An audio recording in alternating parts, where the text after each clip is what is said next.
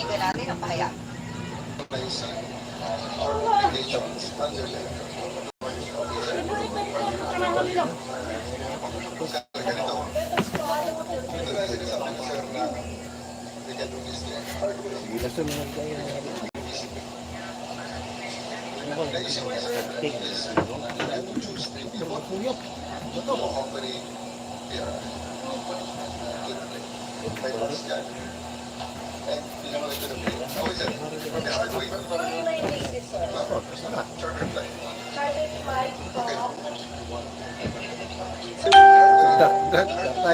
Bringing our president. Sir, we need to know, please give us information where we are Sabihin nyo kung saan siya dalahin.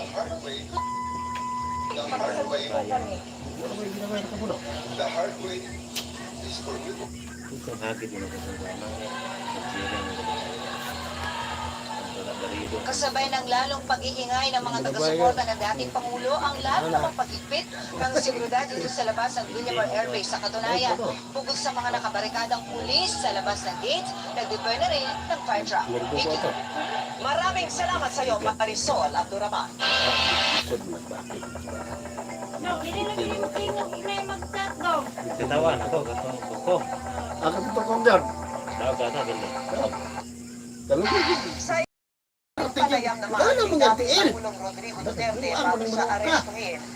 Pagtok pa. Ang nagawa niya, wala na siyang excuse at walang apology dahil ginawa niya umano Ano ba konti klaro tong bunao. Tahan na ganyan ako. Marisol Abduraman. Katong bang labok niya nga, maraming sige likan ano. Si President Duterte. Oh, nga na mo. ng Diyos, Patay. okay ako. Kasama dito. Will you appear kung sakali ba to? Ang wala rin. I would Ah, say ay, that klaro. not really non-appearance, but I will deal with the problem Katawa na ko lagi. Kuha na ko ko. Ginamit pa din. Ano ito niya? Saan mo Ogo, isa ra. Gagamitin ko na yung pagka-abogado. Suffice to say that you have been prepared for this book, Mr. President.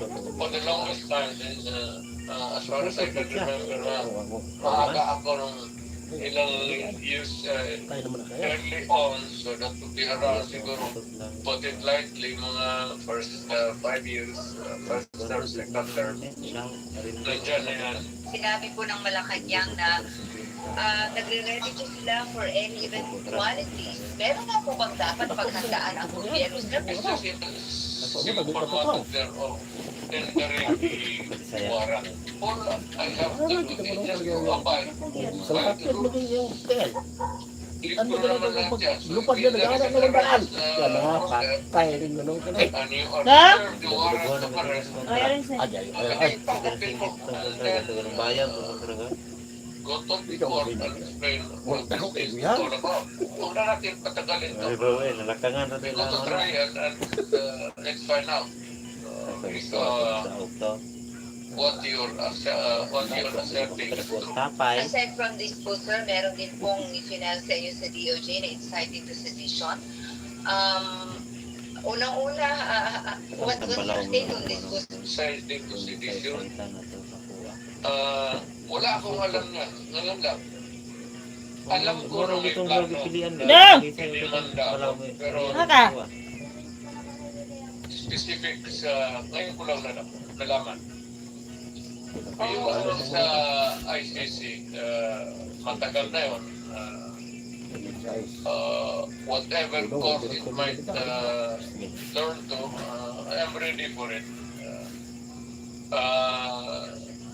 Kasi dumaan ako sa trabaho ko, ma'am. As Kung kita sa away ito sa pagkara. an appointed elected official of the Republic. I do not hope that no excuses to give. I offer no support. I did what I had to do Isa na ulo nga itong tindudong. kasi trabaho ko at ginawa ko. Whether or not it would run me down or push